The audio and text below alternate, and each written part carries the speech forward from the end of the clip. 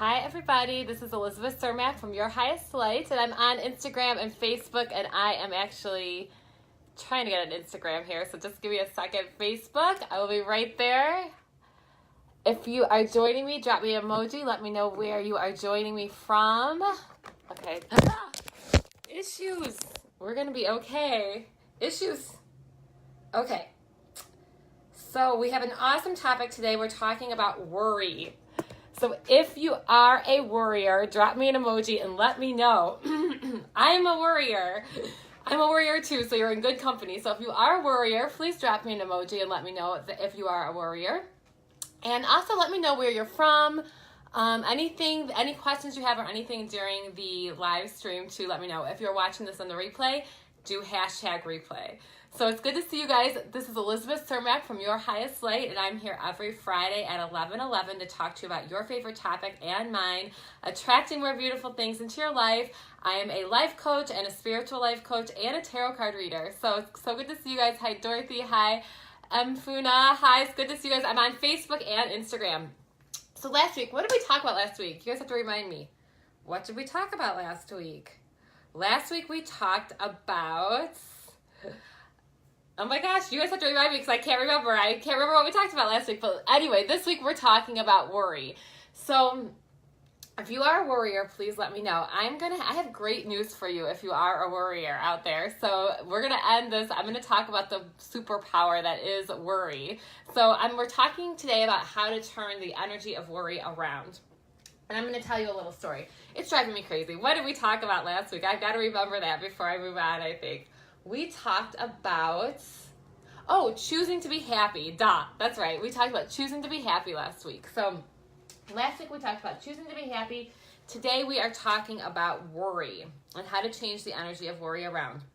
And I'm going to tell you a little story about worry that I think you guys will like. I think it's pretty entertaining. Hi, Maria. Hi, Cynthia. Hi, Maureen. Good to see you guys. So this card has been coming up all week for me. And I want you guys, it's hard to see it because I don't have that thing that turns the cards around. But it says, it's the 9 of Winter, and it says unfounded fear. And it's like this little fairy looking out a window. It says unfounded fear, focusing on worst case scenarios. That's a talent of a worrier. They focus on the worst case scenarios. Allowing worry to grow out of proportion to the problem. So, allowing worry to grow out of proportion to the problem. I believe, I'm trying to fix this screen so I can see. I believe this card pretty much sums up my life. Allowing worry to grow out of proportion to the problem. That's me. That's what I have done my entire life. But I've learned techniques to get this under control. And I'm going to tell you guys how to take the energy of worry and turn it into something positive today. So, I don't know. Everything seems a little bit different. Hi, Elmo. So good to see you guys. I can't see the screen for some reason on Facebook. Here, maybe if I go that way. If I go this way, maybe I can see the screen. I don't know if it looks weird to you guys. Cancel. Okay, there we go. That's better. Okay, so 9 of Winter we're talking about, and we're talking about allowing worry to grow out of proportion to the problem. And I want to challenge everyone to think about their worry and if it's in proportion to the problem. And I'm going to tell you a little story. So when I was 29, 2006, I got my counseling license. So I became a licensed clinical professional counselor. And my parents got me a smartphone for my birthday that year. I turned 29, got my counseling license, and I had the smartphone. I was so excited to have my first smartphone. I felt like I really needed it. I was working at the school still, so I was a school counselor, so I could see my email from the school. I could set up my appointments for my private practice that I was doing, and so excited to have the smartphone. So let's think about this. I got my counseling license, I got my smartphone, and what happened was I went to the doctor that year, and I got a diagnosis from the doctor. And so guess what happened? I mean, you could probably guess what happened. I got my smartphone, I got my counseling license, and a diagnosis from the doctor all within a month. So you can probably guess what happened. Dr. Google happened. So what happened is now I have my smartphone and I'm laying in bed at night trying to sleep and I'm thinking about what the doctor said to me, and I wake up and I start Googling information about the diagnosis that I've been given. So I was given a diagnosis, and I was told that I would have this diagnosis for the rest of my life, that I couldn't get rid of it, and it was very traumatizing for me. I'm somebody who likes to take control of my health. I don't like a diagnosis, and nobody wants a diagnosis that they'll have for the rest of their life, but I didn't want to hear that. Felt out of control. And I felt the more and more I could research, that I would find the answer. And what happened was, as you guys can guess, anybody who's ever done Dr. Google, the more and more I researched, the worse it got. So I went to the dark side. I went to the crazy side with this diagnosis. I drove everyone in my life nuts about it. Drove my parents crazy, drove my boyfriend crazy, drove my friends crazy. Nobody knew if I was supposed to. My worry was so out of proportion to the problem. Until one day, my mother, who is out here, my mother said to me, "Elizabeth, I just think it's not a big deal. I just think someday you're not going to even think about it." And she might have said that to me in the past, but in that moment, I was able to hear and receive what she said. And I was like, whoa. So it kind of flipped the light switch. And I was like, whoa, this isn't that big of a deal. Maybe I'm giving it too much attention. So what happened was I stopped paying attention to it. I stopped researching it. I started paying more attention to my wellness instead of my sickness. And let's see, last year I went to the doctor, told the doctor I had this diagnosis, and they tested me for it, and I didn't even have it. So 10 years later, the diagnosis is gone, one that I was told that I'd have forever. And that's the second time I've been given a diagnosis by a doctor, and then later on I get tested for it and it's gone, a diagnosis that I'm told I'm going to have for the rest of my life. So I think it's interesting because the Course in Miracles, talks about how only love is real, and how the ego and how fear and all that stuff is not real.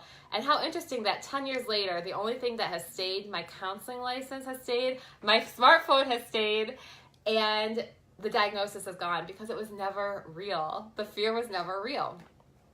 So, those of us who worry, I do believe that smartphones have made worry so much worse, because there's something about checking our phones that I've done some research about this, that it ignites a pattern in our brain of checking. So it's kind of like that OCD obsessive feeling.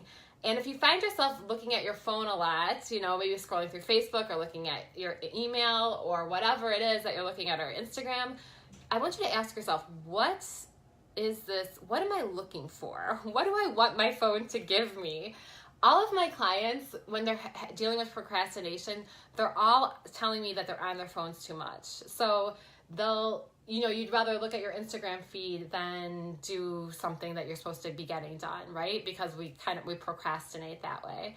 But I also think that we're looking for something from our phones that our phones can't give us, that only we can give us, that we can only get from inside of us, from God, or whatever you want to look at it. That's where we need to be looking instead of on our phones. So the first thing I want to say about the pattern of worry is to put your phone away, because I really believe when I love my smartphone and I love everything. There's so much good about it, but if my anxiety, I already had high anxiety when I got my phone, especially with my school counseling job, it went up about to here. My anxiety rose like 50% after I got my cell phone. I always say that. And that diagnosis just so happened to get it all together, right?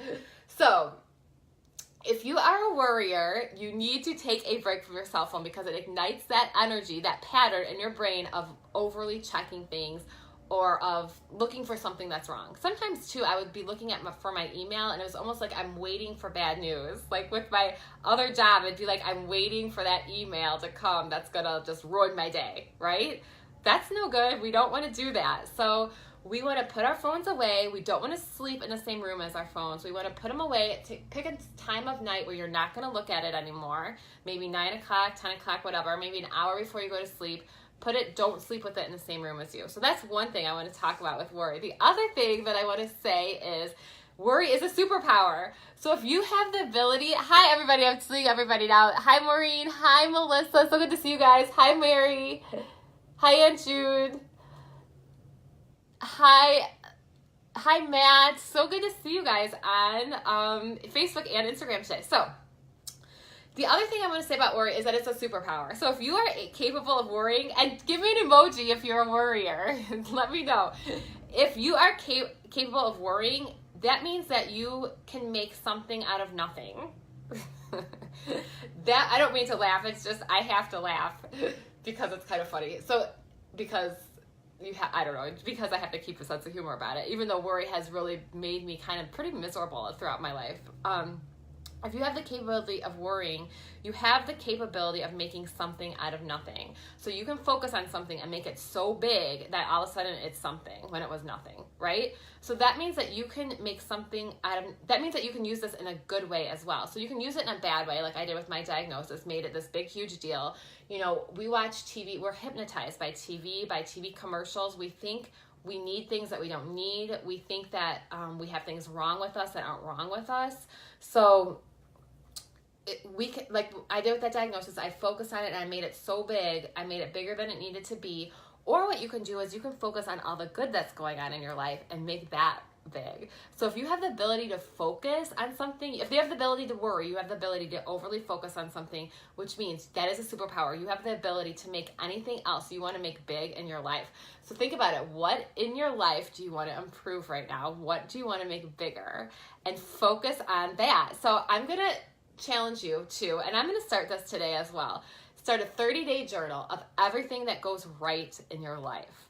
So this is going to force you to focus on wellness instead of focusing on illness.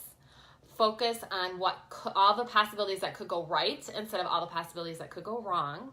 It's going to make you focus on what you like about your spouse instead of the things that bother you about your spouse. And write it down, a list of things that you appreciate about your spouse. Do it every day for 30 days. You will change your DNA. You will change your vibration. People will react to you differently once you start seeing everything that can go right in your life. And you keep that journal, 30-day journal, everything that goes right. I'm calling it, I started mine today, it's called What Goes Right. Okay, so I'm making it in this pretty notebook and I'm going to write it down instead of writing it on my phone. So what goes right? So your brain is going to be forced to look for everything that's going right in your life. Okay. And I know some people have things in their lives that are not going well. So this is not to take away from that, but this will help you focus more on the things that are going right. So I love you guys. It was so good to see you guys today. So yeah, the Nine of Winter, I had to talk about that card today because it kept on coming up, but we are going to do a reading. I'm going to pull a card for the week. And if you guys are not on my email list, go to my website, yourhighestlight.com. Go to my website and go ahead and sign up for my email list. There's a full moon on Sunday, and you will get on this round for my meditation calendar. I have a 6 weeks meditation calendar, and it starts on the full moon on Sunday. So if you get on my email list and sign up before Sunday, you'll get on this round, and it's a 6 weeks calendar that goes to the phases of the moon. So Sunday is a great day for manifesting. And so go ahead and get on my email list and contact me. Also, if you want private sessions, you have to work one-on-one with me for, finding the positive, changing that DNA, changing your vibration. Okay, so, and I also do tarot card readings as well. So we're going to do a card for the week. I'm going to tomorrow I'm going to what is it called? Like a business expo, and I'm bringing my tarot cards. So I'm thinking, I wonder how they're going to respond to my tarot cards being there. Okay, so this is the fairy deck. So this is a group reading. So for anybody who's watching, gosh, I've gotten a lot of winter, which is air. So 4 of winter. This says set aside your concerns for now. You can make a decision later. So the air is about thought. Winter is about thought. So this means that, and that's why the one that I just showed you, I think it was I can't remember. I think it was the 8 of winter. Was about thought. It's about your thoughts getting out of control, focusing too much on worry, making it out of proportion to the problem. So this says 4 of winter, set your concerns aside for now. Set aside your concerns for now. You can make a decision later. Solutions that come from meditation, the need for more sleep or vacation. So this card is really not about acting. It's about taking some time to yourself, taking some time to meditate, and you don't have to do anything right now. You don't have to make that decision right now. Just take the time. This is telling me that people need time to rest. Okay, and then we're going to pull a card for, so that is the 4 of winter. And yeah, the other card was the 8 of winter. Okay. So now we're going to pull a card from The Universe Has Your Back as well. We're going to see what that has to say for this week. So let's see here. Prudence is making all sorts of noises.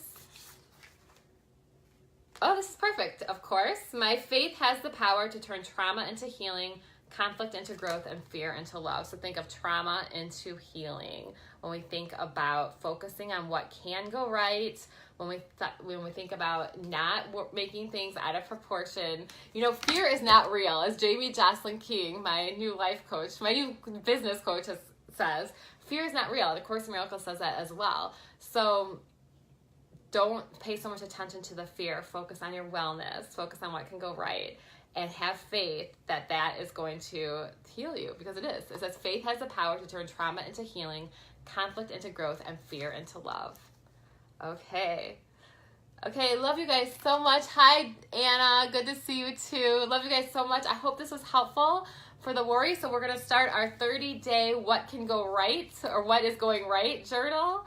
30 days What Can Go Right. So I hope you guys join me and let me know. Keep me posted. You can always send me an email, Elizabeth@YourHighestLight, or send me a message or something about how your journal's going and how this has changed your life, okay? I know it will if you do it with me.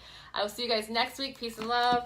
Happy Friday. Happy weekend. Prudence and I are going to sign off now. Good to see all of you. Bye. And remember, if you're watching on the replay, do #replay so I know that you're watching. Peace and love. See you guys later. Bye.